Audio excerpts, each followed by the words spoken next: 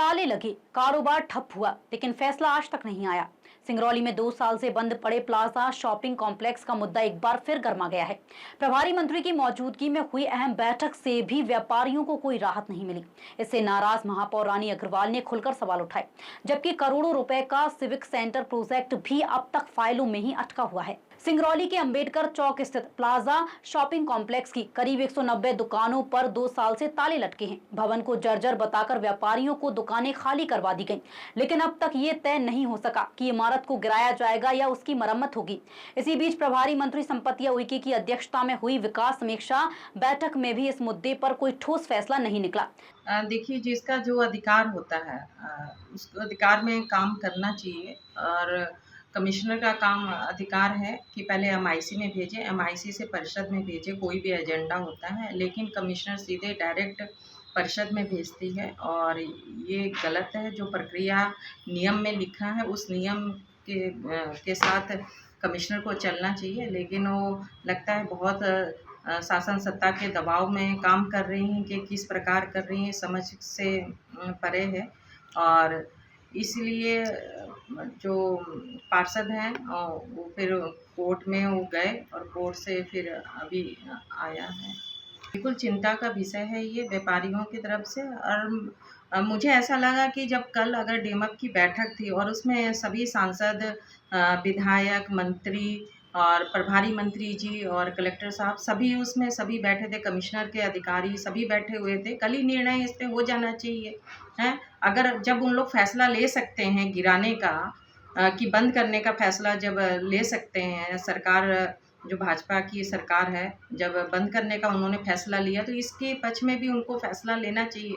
दूसरी ओर 57 करोड़ रुपए का सिविक सेंटर प्रोजेक्ट भी वर्षों से अटका हुआ है और फिलहाल केवल 18 करोड़ रुपए से दुकानों के निर्माण की मंजूरी की बात सामने आई है।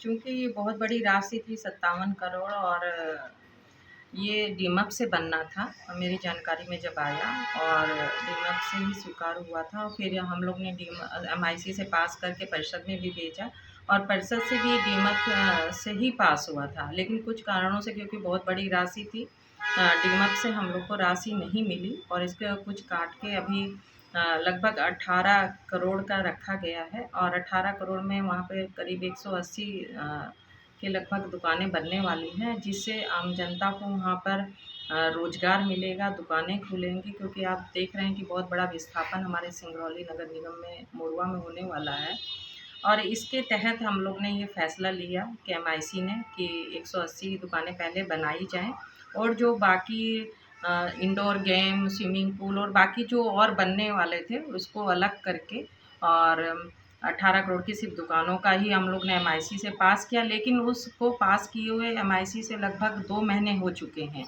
और किन कारणों से वो परिषद के लिए रुका है, किन कारणों से रुका है, अभी काम चालू नहीं हो पा रहा है।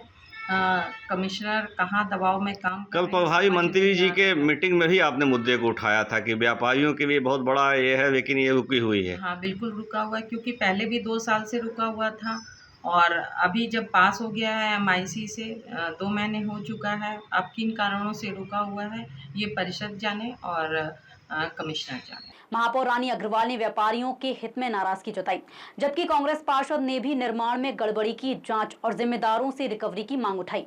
देखिए, हम आपके चैनल के माध्यम से बताना चाहेंगे कि जब वह बंद हुआ उसी समय में इस बात को परिषद के समक्ष बात को उठाया था कि जो हमारे व्यापारी भाई हैं, जो रोजगार वहाँ पे तीन उनको दुकान आवंटन है, उनको तत्काल बना करके गिरा करके नवनिर्माण जो भी व्यवस्था है नियमानुसार करा करके उनको दिया जाए। लेकिन इसके साथ साथ में यह प्लाजा 10 साल के अंदर गिराने की नौबत क्यों आई, ऐसे दोषी अधिकारियों के पास में दंडात्मक नियमानुसार कार्रवाई करते हुए वसूली की भी कार्रवाई की जाए और व्यापारियों को जो है तत्काल उनके जो तकलीफ में आज झेल रहे हैं, देख रहे हैं, रोड जो भटक रहे हैं, उनको प्लाजा बना करके फिर मुहैया भी कराना सुनिश्चित करना बहुत ज़रूरी है।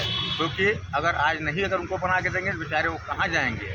इसलिए ये जो भ्रष्टाचार की जो गेट चढ़ा प्लाजा, तो ऐसे भ्रष्टाचार अधिकारियों पर कार्रवाई करते हुए और उनसे वसूली करते हुए और प्लाजा का निर्माण कराया जा करके उनको व्यापारियों को मुहैया कराया जाए। 2 साल से बंद दुकानों के कारण सैकड़ों व्यापारियों की रोजी रोटी प्रभावित है।